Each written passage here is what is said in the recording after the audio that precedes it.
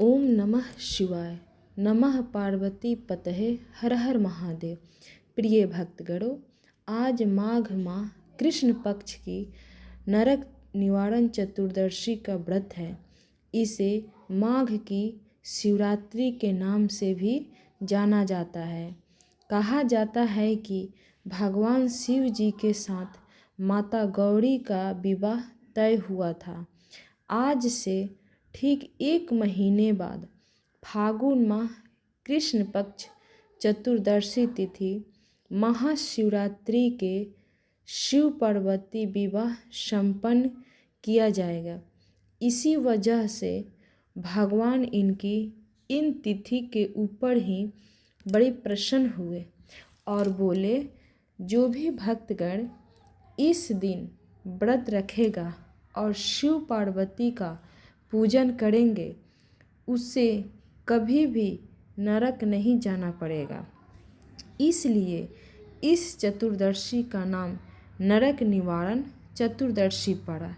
शास्त्र के अनुसार इस दिन सेव और बैर का भोग भगवान शिव पार्वती जी को लगाया जाता है तथा ब्राह्मणों का घी या शहद का दान करने से रोगों से छुटकारा मिलता है। यह व्रत बिहार और विंध्याचल में खूब धूमधाम से मनाया जाता है। प्रिय भक्तों, यहाँ तक का जो स्त्री यह व्रत रखती, शिव जी माँ गौरा का आशीर्वाद हमेशा बना रहता है। जो भक्त यह व्रत नहीं करते उन्हें कम से कम नरक निवारण चतुर्दशी व्रत कथा को पूरा कथा सुनना चाहिए। जैसे परिवार में खुशहाली और समृद्धि बनी रहती है। 1000 अश्वमेध यज्ञ और 100 वाजपेयी के करने से जो फल होता है वो फल नरक निवारण चतुर्दशी व्रत करने से प्राप्त होता है। इसमें शंका नहीं करनी चाहिए। ऐसा स्कंद पुराण में कहा गया है। प्रिय भक्तों, यदि आप सदा सौभाग्यवती और खुशहाल जीवन जीना चाहते हैं तो प्रिय भक्तों आइए सुनाते हैं सती और शिव का प्रेम कथा। दक्ष प्रजापति की सभी पुत्रियां गुणवती थी, फिर भी दक्ष के मन में संतोष नहीं था। वो चाहते थे उनके घर में एक ऐसी पुत्री का जन्म हो जो स्वर शक्ति संपन्न हो एवं स्वर विजयिनी हो। अतः दक्ष एक ऐसी ही पुत्री के लिए तप करने लगे। तप करते करते अधिक दिन बीत गए तो भगवती विद्या ने प्रकट होकर कहा, मैं तुम्हारे तप से प्रसन्न हूँ। तुम किस कारण तप कर रहे हो? दक्ष ने तप करने का कारण बताया तो माँ बोली, मैं स्वयं पुत्री रूप में तुम्हारे यहाँ जन्म धारण करूँगी। मेरा नाम होगा सती। मैं सती के रूप में जन्म लेकर अपनी लीलाओं का विस्तार करूँगी। फलतः भगवती आद्या ने सती रूप में दक्ष के यहाँ जन्म लिया। सती दक्ष की सभी पुत्रियों में सबसे अलौकिक थी। सती ने बाल्यावस्था में ही कई ऐसे अलौकिक आश्चर्यचकित करने वाले कार्य कर दिखाए थे जिन्हें देखकर स्वयं दक्ष को भी विस्मयता होती रहती थी। जब सती विवाह योग्य हो गई तो दक्ष को उनके लिए वर की चिंता होने लगी। उन्होंने ब्रह्मा जी से इस विषय में परामर्श किया। ब्रह्मा जी ने कहा, सती अद्या की अवतार है। अद्या आदि शक्ति और शिव आदि पुरुष है। अतः शक्ति के विवाह के लिए शिव ही योग्य और उचित वर है। दक्ष ने ब्रह्मा जी के बात मानकर सती का विवाह भगवान शिव के साथ कर दिया। सती कैलाश में जाकर भगवान शिव के साथ रहने लगी।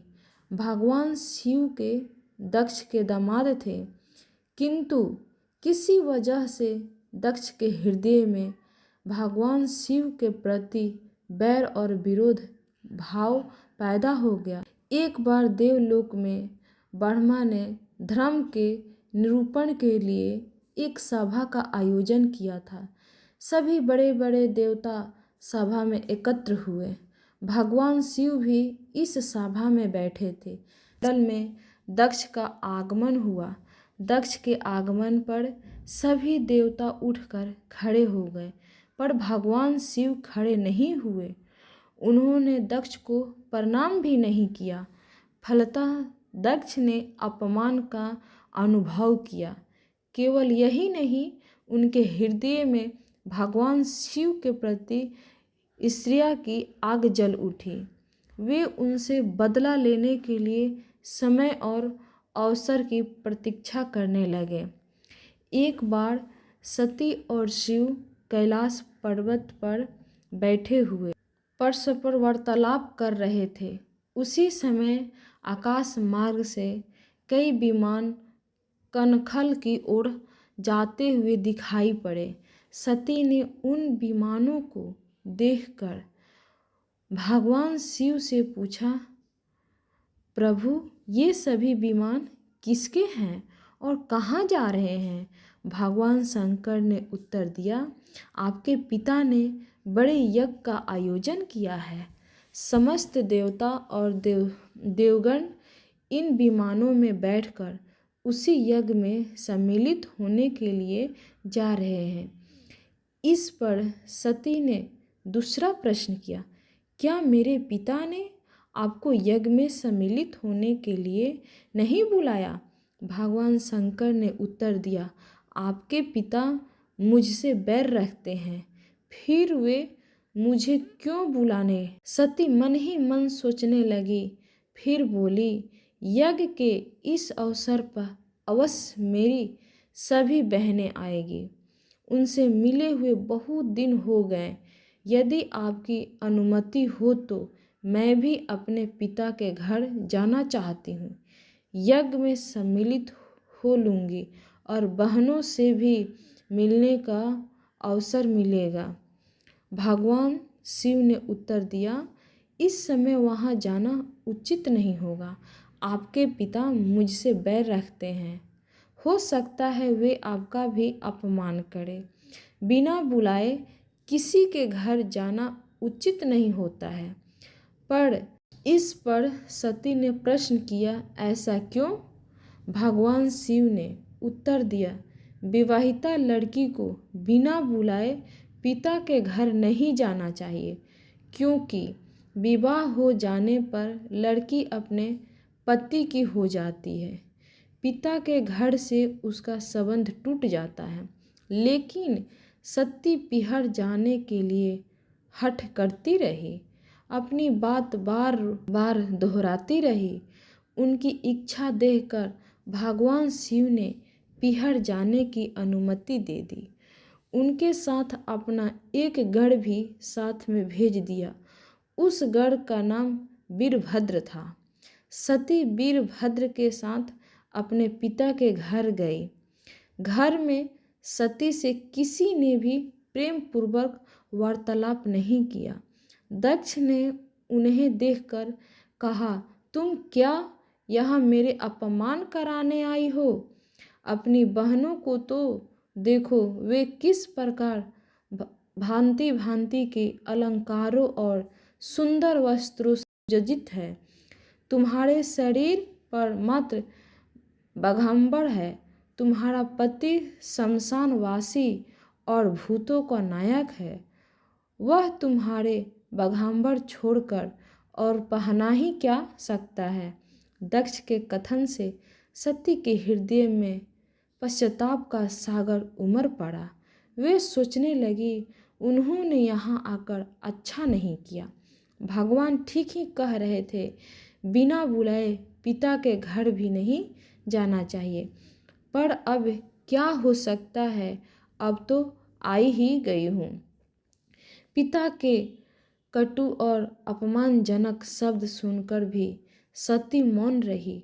वे उस यज्ञ मंडल में गई जहाँ सभी देवता और ऋषि मुनि बैठे थे तथा यज्ञ कुंड में धू धू करती जलती हुई अग्नि में आहुतियाँ डाली जा रही थी। सती ने यज्ञ मंडल में सब किंतु भगवान शिव का भाग नहीं देखा। वे भगवान शिव का भाग ना देखकर अपने पिता से बोली कि यज्ञ में तो सबके भाग दिखाई पड़ रहे हैं किंतु कैलाशपति का भाग नहीं है। आपने उनका भाग क्यों नहीं रखा? दक्ष ने गर्व से उत्तर दिया, मैं तुम्हारे पति शिव को देवता नहीं समझता। वह तो भूतों का स्वामी, नग्न रहने वाला और हड्डियों का माला धारण करने वाला है। वह देवताओं की पंक्ति में बैठने योग्य नहीं है। उससे कौन भाग देगा? सती के नेत्र लाल हो उठे। उनका मुखमंडल प्रलय के सूर्य की भांति तेजोदित हो उठा। उन्होंने पिंडा से तिलमिलाते हुए कहा, ओह, मैं इन शब्दों को कैसे सुन रही हूँ? मुझे धिक्कार है। देवताओं, तुम्हें भी धिक्कार है।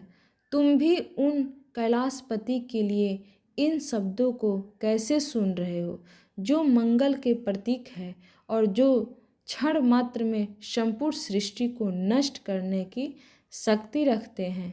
वे मेरे स्वामी हैं। नारी के लिए उसका पति ही स्वर्ग होता है। जो नारी अपने पति के लिए अपमानजनक शब्दों को सुनाती है उसे नरक में जाना पड़ता है। पृथ्वी सुनो, आकाश सुनो और देवताओं तुम भी सुनो। मेरे पिता ने मेरे स्वामी का अपमान किया है। मैं अब एक क्षण भी जीवित रहना नहीं चाहती। सती अपने कथन को समाप्त करती हुई यज्ञ के कुंड में कूद पड़ी। जलती हुई आहुतियों के साथ उनका शरीर भी जलने लगा। यज्ञ मंडप में खलबली पैदा हो गई। हाहाकार मच गया। देवता उठकर खड़े हो गए। वीरभद्र क्रोध से कांप उठे। वे उछल उछल कर यज्ञ का विध्वंस करने लगे। यज्ञ मंडप में भगदंड मच गई। देवता और ऋषि मुनि भाग खड़े हुए। वीरभद्र ने देखते ही देखते दक्ष का मस्तक काटकर फेंक दिया। समाचार भगवान शिव के कानों में भी पड़ा। वे प्रचंड आंधी की भांति कनखल जा पहुँचे। सती के जले हुए शरीर को देखकर भगवान शिव ने अपने आप को भूल गए। सती के प्रेम और उनकी भक्ति ने शंकर के मन को व्याकुल कर दिया।